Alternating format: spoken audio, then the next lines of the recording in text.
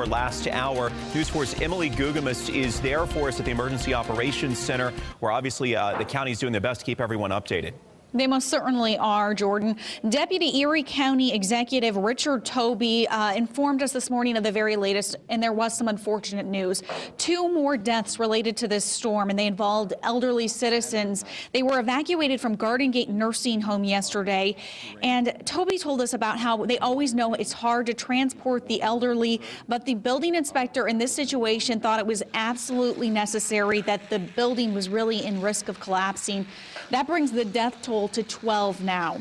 One major problem that they're seeing at this point is building collapses. They say that they've seen 30 major collapses and then 2 to 3 times that many minor collapses. Hundreds of buildings are being observed as a precaution. And these buildings are mainly farm buildings and flat roof buildings like mobile homes. Now, as the rain comes, that will be more weight on these roofs, posing as an even more risk than it already is. There are things that you can do at home, though, if you are in these hard-hit areas. Listen for cracks and popping noises. Also, look for cracks in your ceiling and notice if there are any doors or windows that are not closing properly. If this is the case, you need to get out of your home as soon as possible and call 911.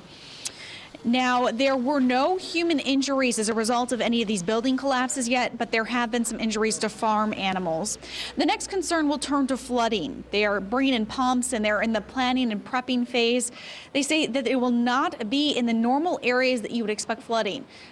Areas that are areas that are hit with heavy snow right now will see flooding. So you'll see the typical spots that see flooding, but also the areas that probably have never seen flooding will be hit this time around in those hard hit areas where there is a lot of snow.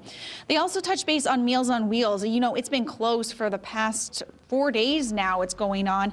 They say that they were able to get 90 residents food that were not able to get help from neighbors or family members, and it should be enough to last them until the roads are plowed. There is a driving ban still in effect. It's the only place that's been lifted at this point is Depew. Now, you need both the county and the town to sign off on the driving ban being lifted before it actually is lifted. So if your town has lifted the ban, that does not mean you're in the clear yet to go out on the roads. But again, the major concern at this point is building collapses.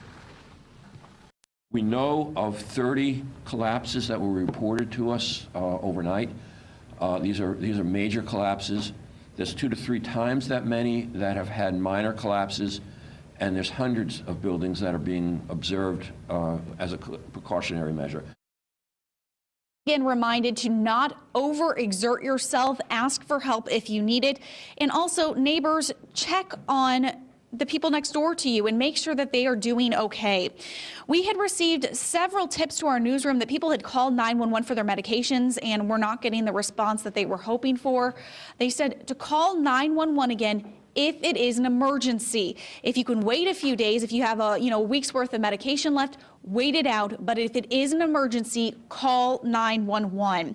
They also touch base on the plow fees. There have been lots of questions about those. They say the county will not have storage fees and probably no towing fees if it was county ordered. Say you were parked illegally in front of a driveway and it had to be towed. Well, there could be fees at the owner's expense in those cases. We are expecting to get an update from the governor around 10 a.m. We will make sure to bring that to you live at that time. Reporting live, Emily Gugamas, News 4 Wake Up.